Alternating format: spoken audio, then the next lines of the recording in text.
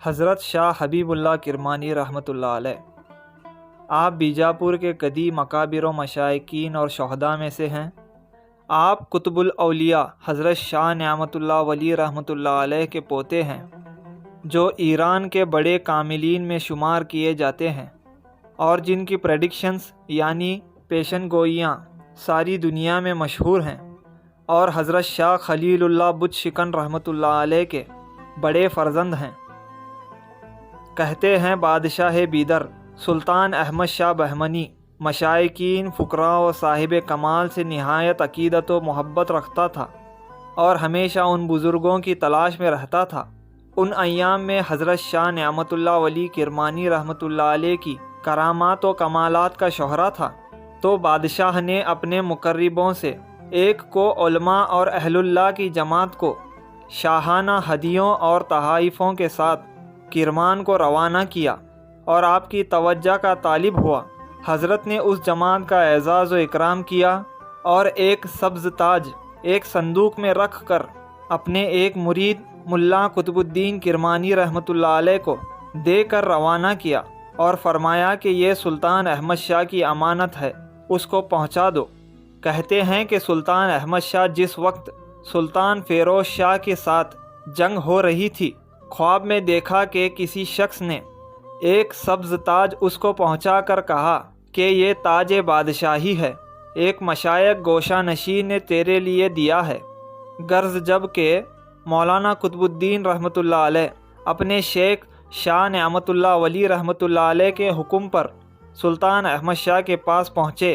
تو سلطان بے اختیار جھومنے لگا کہ یہی وہ فقیر ہے جو خواب میں فلاں جھاڑ کے نیچے فلاں وقت جب مجھ کو فیروز شاہ کے لشکر سے مقابلہ تھا، سبز تاج مجھ کو لا کر دیے تھے۔ جب مولانا قطب الدین رحمۃ اللہ علیہ نزدیک پہنچے تو سلطان احمد اٹھ کھڑے ہوئے اور ان کو اپنے بازو بٹھایا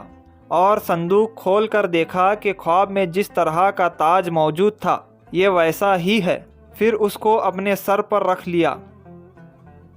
اور اسی وقت اپنے بعض ائمہ سلطنت کو حضرت شاہ نعمت اللہ ولی رحمۃ اللہ علیہ کی خدمت میں روانہ کیا اور التجا کی کہ اپنے اولاد امجاد میں سے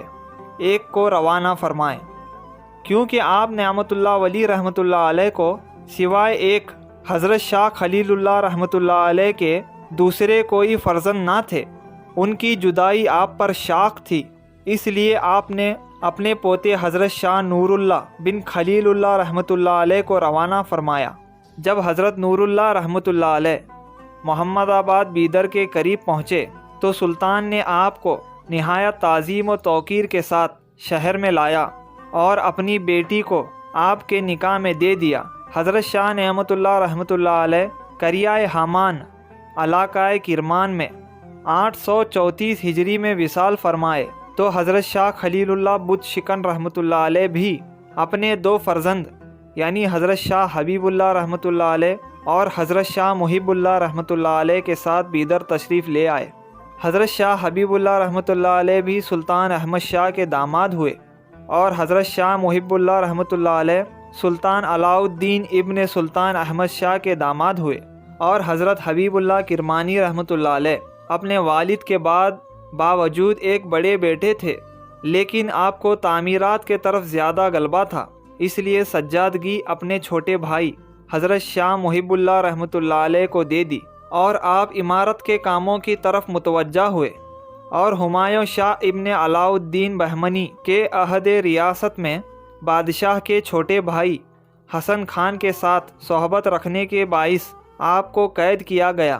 بعد چند روز کے کچھ مریدوں کی کوشش سے قید سے چھٹ کر بیجاپور آئے۔ تھانے دار سراج خان جنیدی مکر و فریبی سے پیش آیا اور آپ کو پکڑ کر ظالم ہمایوں شاہ کے پاس روانہ کرنے کا ارادہ کیا۔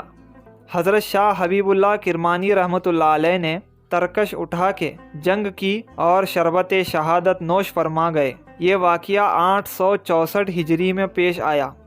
آپ کا مزار مبارک گیانگ بوڑی بیجاپور میں واقع ہے۔ آپ کا تصرف آج بھی جاری و ساری ہے۔ حضرت خلیل اللہ کرمانی بت شکن رحمۃ اللہ علیہ کی اولاد محمد آباد علاقہ نظام میں اور سیڈم ضلع گلبرگہ میں موجود ہے،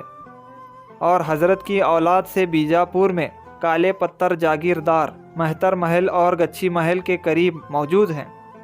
اور آپ کا عرس 29 رمضان المبارک کو ہوتا ہے۔